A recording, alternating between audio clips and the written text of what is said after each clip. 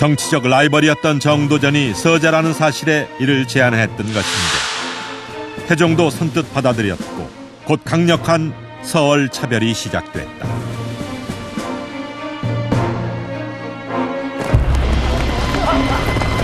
태조 이성계와 정도전은 계비 강씨의 아들인 방석을 왕위에 올리려 했다. 이에 이방원은 난을 일으켜 이복 형제들을 죽이고 왕권을 차지했는데 그 명분과 정통성을 인정받기 위해 적서를 엄격히 따지게 됐다.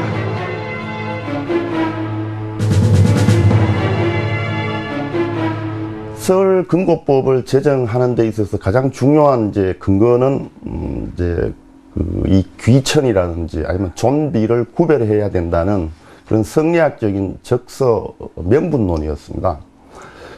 그러나 그 내면에 들다 보면은 이 태종의 왕위 계승의 어떤 합리화, 또 이 처첩 분간과 재산 상속을 둘러싼 이 적서 간의 어떤 갈등, 또 성리학에 대한 이해가 이제 심화되어 가고 또 유교적인 사회 윤리가 확산되어 간다라는 그런 어떤 정치적인, 사회적인, 사상적인 여러 요인이 복합적으로 작용하고 있다.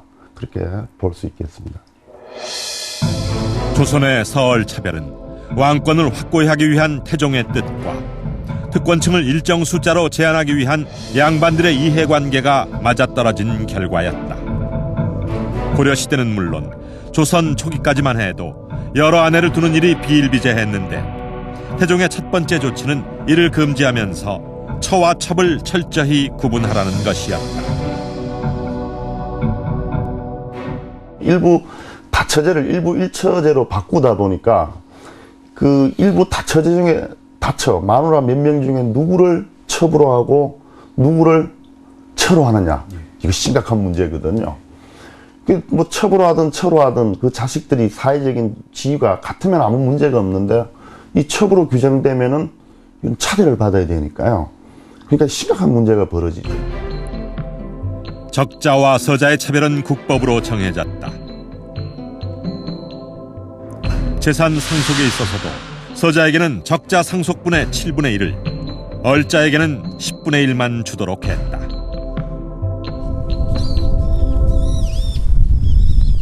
회제 이연적은 적자인 양자 이응인에게는 가문 대대로 내려오는 재산을 물려주었다. 또한 서자인 이전인에게도 동락 땅을 비롯해 자신이 옥산 지역에 들어와 스스로 일군 재산을 모두 물려주었다. 이는 집안의 뜻은 뜻대로 지키면서 서손들이 힘들지 않게 살도록 배려한 것이다. 그 전에도 이연적은 이전인의 생모인 첩석씨에게 노비와 전답을 나누어 줬다.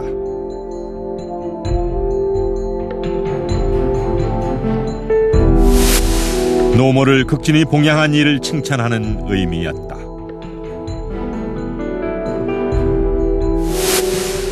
그런데 여기에는 단순히 첩에 대한 고마움 외에 그 자손들을 생각하는 애틋한 마음이 담겨 있었다.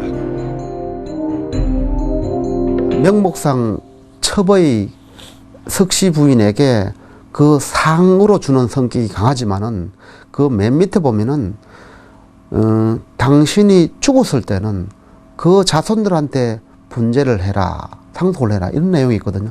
그래서 사실상으로 혜택을 보는 사람은 이전인, 그 다음에 이준 등 이 석씨 부인의 아들, 손자들입니다.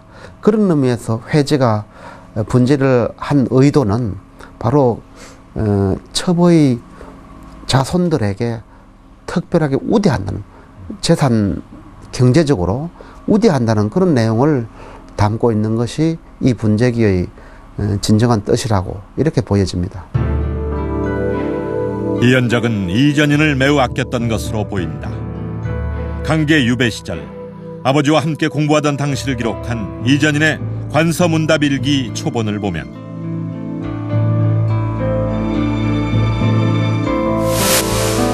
아들 이전인이 피를 토하자 아버지 이연적이 아들을 걱정하면서 약을 주었다는 내용이 나온다.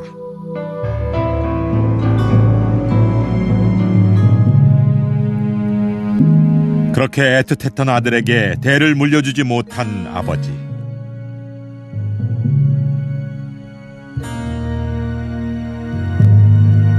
서자를 두었던 조선시대의 수많은 아버지들. 아들을 아들로 대하지 못했던 아버지들의 생각은 무엇이었을까? 아버지로서의 입장이 고민스러웠던 것 같습니다. 당연히 이제 집안의 아버지 입장에 보면은 그래도 내 자식인데 이렇게 하고 싶지만 집안이라는 이 영역으로 봤을 때는 내가 자식에 대한 애정 때문에 첫 자식을 승중자라고 하면은 다른 이제 집안 망한다는 거죠. 특히 지금 저 하늘에 계시는 이 아버지나 할아버지를 봤을 때는 나를 뭐라 하겠나? 주름 자석 집안 망해 먹는다. 이런 고민이 이제 상당히 갈등을 일으켰던 것 같습니다. 조선이 서얼을 차별한 가장 결정적인 부분은 경국대전에도 나와 있는 것처럼 과거 시험과 관직 등용의 제한이었다.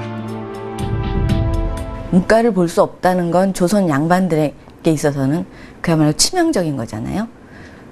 관직에 나가고 그걸 통해서 정치에 참여하고 해야 자기 개인 또 집안의 어떤 위신이 높아질 수 있는 건데 그게 막혀 있다고 하는 거는 사실 뭣도 하기 어렵다는 상황인 거죠.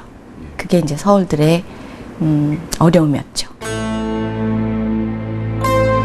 양반이 누리는 최대 특권인 과거 시험과 관직 등용의 기회가 주어지지 않는다는 것은 신분사회인 조선에서 양반으로서 할 수 있는 게 아무것도 없음을 의미했다. 양반이 돼 양반이 아닌 것이다.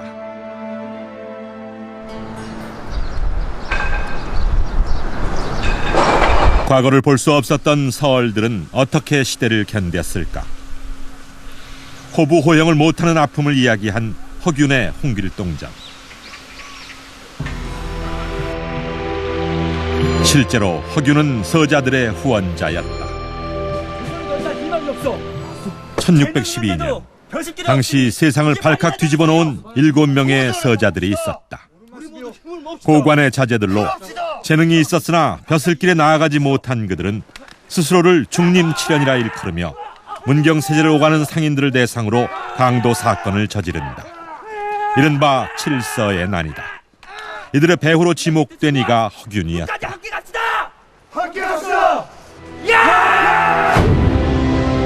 허균은 공주 목사로 부임했을 때 제일 먼저 친한 서얼들을 관하로 불러들였다. 이에 사람들은 그들의 이름을 따 사명이라며 비난했다.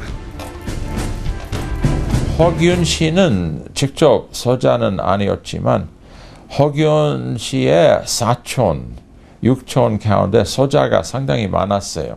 허균의 사촌, 육촌 가운데 급제한 사람 있긴 있었어요. 근데 급제해도 관료 좋은 자리를 잡기는 못했었는데. 허균이 전남 함열에 유배 갔을 때 쓴 시문집 성소부 부고. 그 책의 마지막에 있는 유제론에는 신분제에 대한 그의 비판의식이 강하게 드러난다.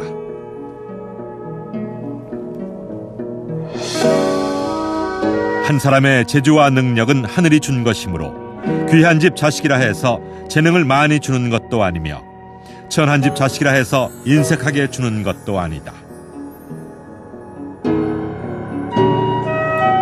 신분과 상관없이 인재를 등용해야 한다는 허균의 사상은 서얼 차대에 동의하는 대다수 양반들과는 다른 매우 개혁적인 것이었다.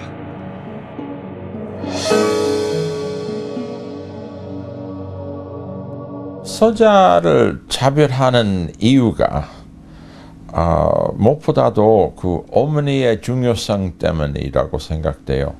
한국에는 혈통 주로 남자 계통으로 부계 사회라고 하는데 근데 모계를 무시하면 안 되는 거예요, 한국서.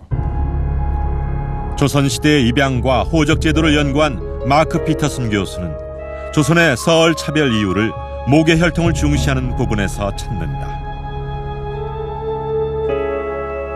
조선시대 과거 시험 답안